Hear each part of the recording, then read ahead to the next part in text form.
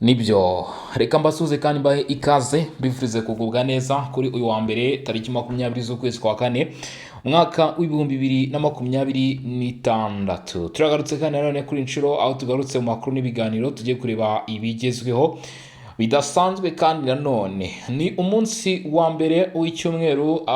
Nyuma y'uko tuvuye mu cyumweru rero cy'ibiganiro tugiye mu cyumweru cyishyirwa mu bikorwa ry'ibyanzuwe, ishyirwa mu bikorwa ryo gufungura imfungwa, ishyirwa mu bikorwa ryo gukurikiza uburenganzira bw'abahunze ndetse n'abaturage, abagenewe ubufasha ndetse n'ishyirwa mu bikorwa kandi nanone mu by'ukuri ryo gukurikirana ibijyanye n'aya masezerano, gushyiraho abahagarariye impande zombi rwa M23 raza gutanga ababo ndetse n'uruhande rwa Kinshasa narwo rutange abaruhagarariye. Turabigarukaho rero iki cyumweru cyishyirwa mu bikorwa mu by'ukuri gihagaze gute, gitangiye gitese. Hanyuma rero turareba ibijyanye n'imirwano muri Kivu y'Amajyepfo nta munsi w'ubusa. Imirwano yongeye kuvugwa mu bice bigiye bitandukanye muri Mikenge. Turareba iby'iyi mirwano rero iri kuvugwa ahangaha muri ibi bice ndetse ahangaha Minembwe, Poezero, ibyo bice biri kuvugwamo ibitero bikomeye cyane, ibitero bya M23 ndetse n'ibitero by'igisirikare cya leta ya Kongo. Bivuze ngo impande zombi ziri gukorana mu matwi. Turaza kubigarukaho turebe uku kurasana hagati ya M23 ndetse n'uruhande rwa leta byifashe bite. None se ko bari bemeje guhagarika imirwano ndetse no kugenzura uburyo bahagarika imirwano bikaba bitangiye batarashyiraho n'abahuza, ibyo biraza gusigura ikimwe abantu mwe. Nibyo rwose kandi turerekeza no mu mujyi wa Goma turebe situation ihari ku kibuga cy'indege mpuzamahanga cya Goma cyari kitezwe gufungurwa ho bihemeze bite mw'abantu mwe, nabyo turaza kubiva imuzi muzingo turebe uko byifashe. Hanyuma rero mbere ko dukomeza kanda subscribe cyangwa se sabone hano kuri Region Info kuri Mikon Bosco, aho tubana umunsi ku wundi. Nibutsa abantu kujya muri groupe yacu ya WhatsApp ya Songa Mbere kabisa, aho muca munsi hatangirirwa ibitekerezo n'inyunganizi, mukareba linki tuba twabaterekeyemo ubundi mukayifyondaho cyangwa se mukayikandaho, hanyuma tukanyarukira muri groupe yacu ya WhatsApp tukarushaho kugenda tubana. Ntiwibagirwe gukanda like, share ni ingenzi cyane kuri mugenzi wawe nawe akamenya ko byifashe cyangwa se bagenzi bawe. Ushobora gusharinga ku muntu ku giti cye, ushobora gusharinga muri groupe ndetse ushobora no kubwira mugenzi wawe ati nyamara hari ahantu njya numva amakuru, ati ni hehe, ukamubwira uti ni kuri Region Info. Byaba na byiza ukamuha linki agakurikirana uko byifashe. Amakuru rero ntabwo ari ayo kwihererana, amakuru nayo kugira ngo buri umwe ayamenye. Murabizi rero ko tuba tubafite n'andi makuru menshi abagiye batandukanye tuba tutagiye tugarukaho mu mfunyamfunya cyangwa se mu ngingo z'ingenzi. Aho bita General Neva, perezida w'igihugu cy'u Burundi Evariste Ndayishimiye, uyu mugabo rwose akomeje kuzenguruka ibihugu aho ari kugenda abyogoga. Uyu nguyu ngira ngo murabizi ko uyu munsi ni umugabo ukomeye cyane, ni chairman w'umuryango wa Afurika yunze ubumwe. Evariste Ndayishimiye mu by'ukuri akaba mu mafoto yagiye ahagaragara. Ubu ngubu urega ikigomba kuba wamenye, iyi M23 raza kuganira, ariko Evariste Ndayishimiye nk'uyoboye umugabane wa Afurika agomba kubimenya yaba adahari. Ni muri urwo rwego Evariste Ndayishimiye yahuye na Mossad Barouzi uhagarariye Amerika cyangwa se inyungu za Amerika cyangwa se unazireberera muri Afurika. Amafoto yagiye hanze ndetse ubu bita Mossad Barouzi ku rukuta rwe rwa X, US Senior Advisor for Arabic and Africa, amaze kuba yashyira hanze ayo makuru. Ibyo nabyo turaza kubikomozaho turebe uko byifashe. Nk'uko nabikubwiye rero, nakubwiye yuko nta munsi w'ubusa, ni nabyo tugiye kwinjiramo muri aya makuru yacu. Imirwano rutura ikomeye cyane muri Kivu y'Amajyepfo yongeye kumvikana, itera ibyago bikomeye cyane, dore ko bamwe mu baturage benshi bakomeje kugenda bahunga bava mu byabo, bahunga iyi mirwano. Harimo bari guhungira imbere mu gihugu ndetse ababishobojwe bagahungira hanze y'igihugu, ariko biravuga ko kuri ubu ngubu abakomeje guhungira hanze ari ababasha kugira ubushobozi. Rero amakuru rero dufite cyangwa se ari kutugeraho kugeza kuri iyi saha, turi mu masaha y'umugoroba ku munsi wa mbere tariki 20, mbibibutse utabyibukaga. Ubu biravugwa ko cyangwa se biragarukwaho ko Bijombo Mikenge niho twerekeje amaso, twirwaneho Red Tabara M23, yewe bakongeraho na RDF, ngo ni coalition yitwa AFC M23. Mwabantu mwe, bibaye ibibazo bikomeye cyane kubera ko bita miti FARDC yahakuriye akaga gakomeye cyane, ndetse aho bita Bijombo Mikenge abagabye igitero babarizwa muri iryo huriro rya AFC 23, abenshi intwaro zabo zirafashwe. Reka iyi foto y'abasore ba FARDC ndetse na Wazalendo igaragaza zimwe mu ntwaro, bimwe mu byangombwa byabo birimo n'imiti bifashwe, mbishyire hehe, amaserume arafashwe, inshinge, byose rero bikaba bicakiwe n'igisirikare cya leta ya Kongo kirwane hariya muri biriya bice. Iyo tuvuze igisirikare kugeza kuri uyu munsi turasangamo Wazalendo, turasangamo FARDC nabo bafatanya, bakaba bamaze kuhafata ibikoresho hano mu mirwano yaberaho bita Bijombo Mikenge. Aya ni amakuru amaze kutugeraho cyangwa se amaze kudusesekaraho, agaragaza ibimaze kuba byaba kuri uyu mugoroba wa none.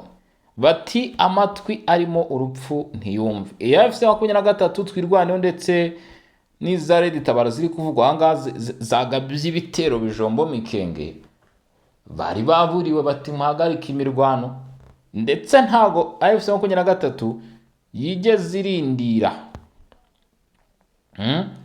yigeze irindira rwose ngo hashe n'umunsi babanze banaruhuke byibuze baprofete aka kanya ka cessez cyangwa se ceasefire, ahubwo direct bahise bagaba ibitero.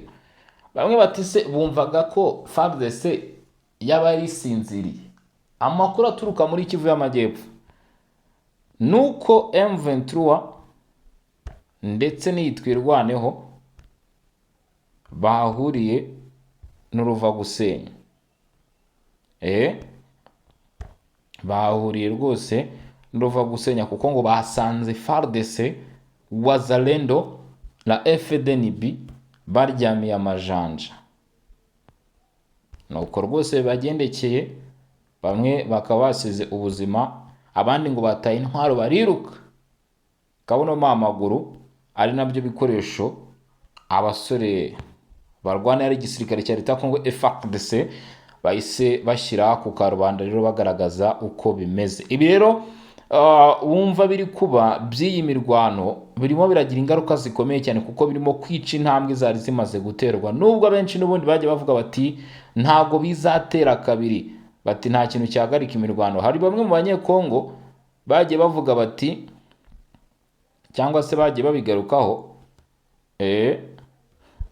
bavuga bati rwose nyamara ahubwo ati iyi mirwano niyo izasoza urugamba, niyo yakabaye iba igisubizo kuri front line.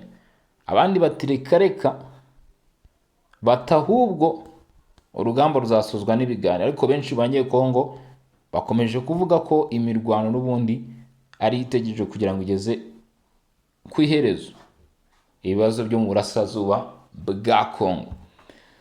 Amakuru aravuga ko indege zitagira abadereve zo mu bwoko bwa kamikaze zikomeje gucicikana hano mu kirere cya Minembwe mu bice bikomeje kugenda biberamo imirwano ikomeye cyane.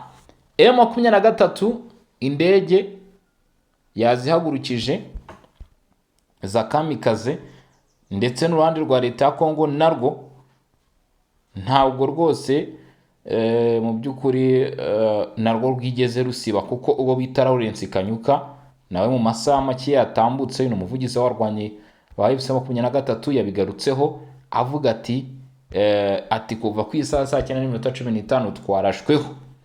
Uyu yari Lawrence Kanyuka bigarutseho.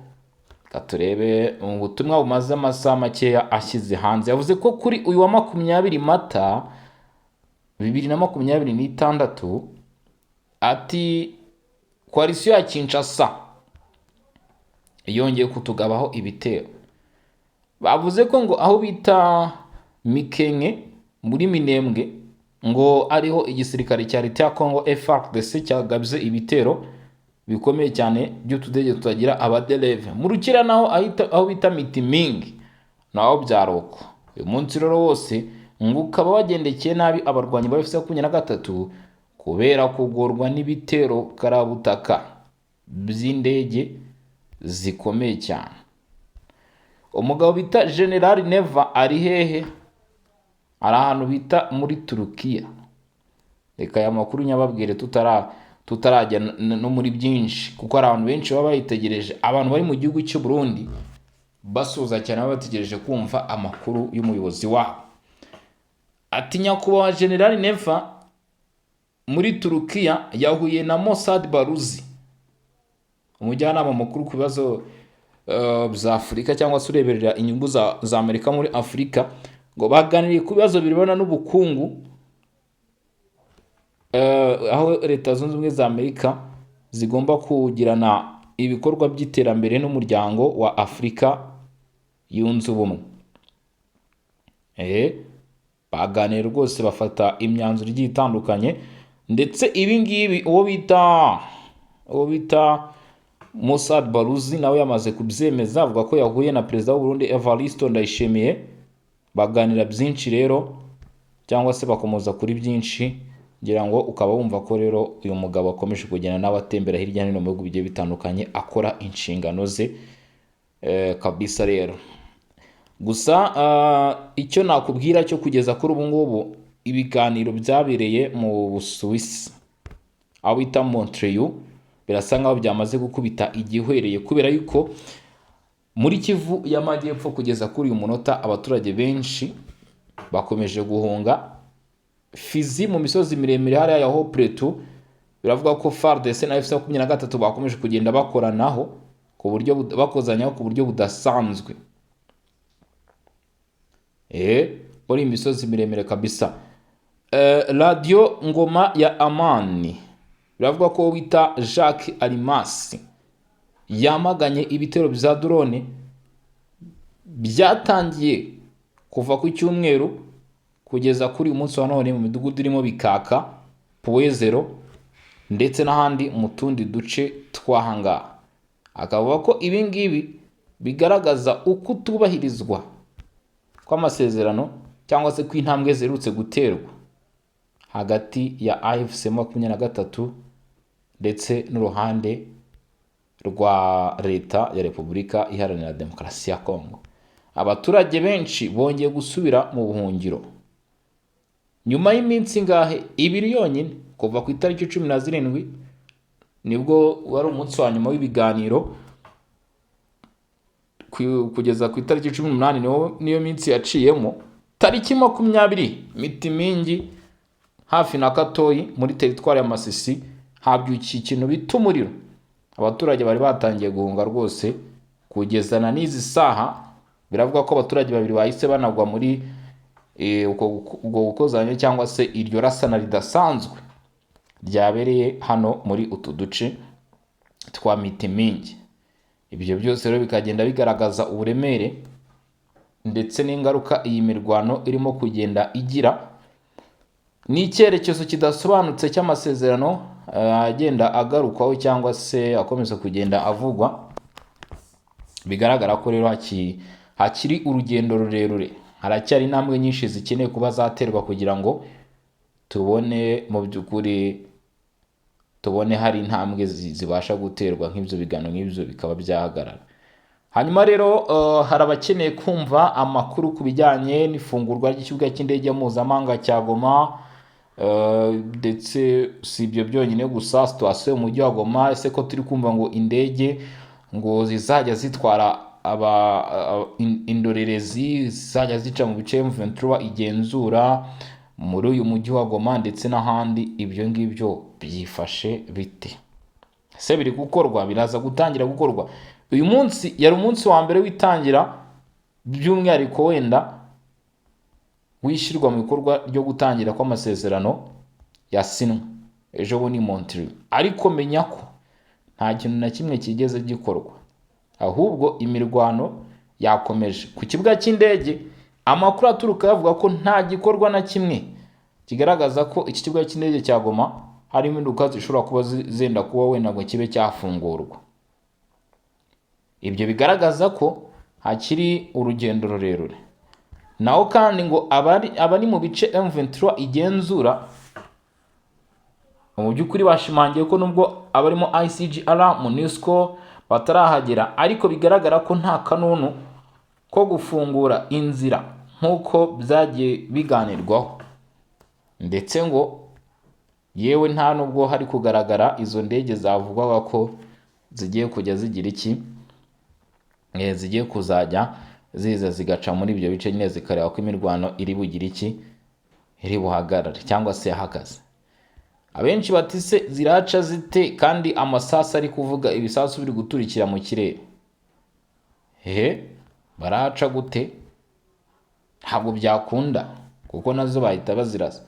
Ndakubwiza ukuri gwera kuri wa mbere, Axe Ngezi twirwaneho na FM23 bakozanyijeho na FARDC na Muzarendo yarahari kabisa. Bivuga ko drone za kamikazi zizwiho kwituritsa nizo zarwanya urugamba cyane ku ruhande rwa leta. Ibi ngibi mumaze kuba mwabimenye cyangwa se mwabimenyera ko kuri ubu ngubu igisirikare cya leta Kongo FARDC cyatangije gahunda yo kugabanya abapfira ku rugamba, aho bifashisha buriya kugira ngo umuntu yitwe umusirikare haba haratanzwe amafaranga menshi yo kumuha imyitozo. Rero iyo umusirikare umwe apfuye hari amafaranga menshi y'ibyamutakayeho. Icyo ni icya mbere, abagize iki, abatakaye. Icya kabiri ni ugutakaza umuntu, icyo cyo nta n'igiciro kikigura. Ibyo rero FARDC yamaze kwanzura ko igihe kigeze ngo bigire iki, ngo bihagarare. Igihe kigeze rwose ngo bihagarare. Ari nayo mpamvu mwumva mu bitero by'uyu munsi uko bwije n'uko bukeye irimo kugenda ikoresha drones. Drone FM23 nayo yagerageje kubikora, aho nayo irimo kugerageza rwose kuba yakwitabira ibijyanye no gukoresha indege, ariko urumva leta igisirikare cya Kongo gifite ibikoresho byinshi. Ari nayo mpamvu AFC23 ikomeje kuvuga ati Minembwe, Mikenge, Baraka, Puezero, aho tugerageza gushimaho hose turahura n'ibitero bikomeye cyane kugeza mu bice bya Katoyi muri Masisi. Naho na n'uyu munsi ibitero bya za drone bimereye nabi cyane abarwanyi b'umutwe wa AFC 23. Ngira ngo rero byose tubinyuzemo, byose kabisa tubinyuzemo, birimo kuvuga kugeza kuri uyu mugoroba, aho nkuko ubyumvishe cyangwa se nkuko urimo kugenda ubikurikirana, ntabwo byoroshye kabisa. Biragaragara ko ari ibidasanzwe. Hanyuma rero kuri ya ntambara iri kubera mu bihugu by'uburengerazuba bw'isi, Minisitiri w'Ububanyi n'Amahanga wa Iran Saeed Abbas Araghchi yatangaje ko nta gahunda ihari yo gusubukura ibiganiro bishya na Amerika. Ni nyuma y'uko Leta Zunze Ubumwe za Amerika zifashe ubwato bw'imizigo bwari buriho ibendera rya Iran mu muhora wa Hormuz, bahise babucakira. Nyamara ibiganiro byari biherutse kubera bita Pakistan byahuje intumwa za Amerika ndetse n'iza Iran, byanzura agahenge k'iminsi 10, hanyuma bafungura iyi nzira amato atangiye kugenda, yari yamaze no kugenda ibiciro bya essence cyangwa se ibikomoka kuri peteroli bitangiye kumanuka, Amerika rero yahise ikora ubushotoranyi. Ubu ibihugu bimwe na bimwe byinshi cyane byatangiye kwiteranya kugira ngo birwanire Iran, nyuma yo kubona ko Amerika nayo muri iki gikorwa irimo kugiramo amakosa ikora cyane. Iki gikorwa cyabaye mu gihe gito nyuma y'uko perezida wa Amerika Donald Trump atangaje ko agiye kohereza itsinda rye Islamabad muri Pakistan kugira ngo habeho ibiganiro bishya na Iran. Urumva Iran yavuze ati rero twe ntabwo tuza guhora mu biganiro, kuko hari byari byarangiye, imyanzuro yafashwe nta numwe wubahirijwe. Trump ati aza kuboherereza izindi ntumwa muganire, ukumva ko rero Iran ivuga iti dushobora kongera kugaba ibitero bikomeye cyane. Abenshi batangiye kuvuga bati mwitegure ibitero Iran ishobora kuba yagaba, kuko bishobora kuza kuba bitoroshye habe naka na gato.